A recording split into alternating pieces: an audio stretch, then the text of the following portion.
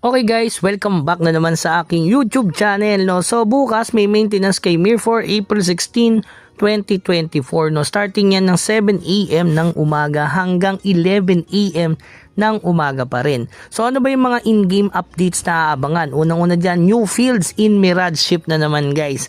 So sa atin, mahirap makarating dyan, no. Meron na namang new Mirage Ship areas layer 3 na, World 2 and layer 3 World 5 guys. Okay, so syempre pag may ganyan may mga bagong monster syempre at mga bagong mission na naman natatapusin.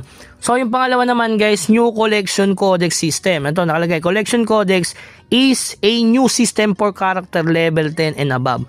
So collection codex ranking system based on the completion of the collection codex will provide additional buffs based on your ranking guys. The first collectible item in collection codex is magical soul orb. Grabe, no, with more items to be added through future updates. Yan, naabangan natin yan kay Mir4 kasi paborito ko rin yan, isa sa mga codex, at least meron na namang nadagdag at sakit sa ulo. Okay, so ito maganda to guys, yung new spring scent events. Yan, may 14 days check in, sobrang solid ng mga reward na yan guys. At saka yung pangalawa is si Dreamfly Flower Red Bean Jelly Exchange Shop. Yung pang-apat naman, meron na naman Legendary Magic Stone Challenge Event.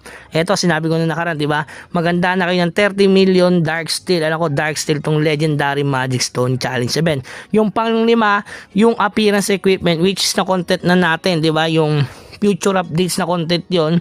So, yun yung mga espada ng mga Power Ranger. So, pag-usapan natin yung 14 days check-in. Sobrang solid ng mga reward na yan guys. Ito, which is napaka-solid. Meron na namang epic glittering powder dito na day 2 pa lang. Napaka-solid. At saka syempre, yung mystical piece summon ticket sa day 13. Talagang napaka-solid. Talagang magpa-event nito Mir4. Talagang siksik, no, sa dami ng pinamimigay nila. Sana nagbibigay na sila ng instant legendary, pero hindi pwede yon kasi nga pwedeng ma-abuse yun, lalo na kung mga low level yung gagawa. Okay, sobrang solid yung 14 days check-in at sinamahan pa yan ng drop event, which is napaka solid, no. Alam niyo naman ng drop event, halos 14,000 yung mapaparm niya, 1k per day. Tapos ito yung pinaka the best na ipamimigay nila dyan, yung rare Dearest wish box. Alam niyo naman yung laman ng rare na wish box, diba, yung pang codex na inaps natin. So another goldings na naman para sa event na to. So kailangan mag-farm na naman yung mga alt.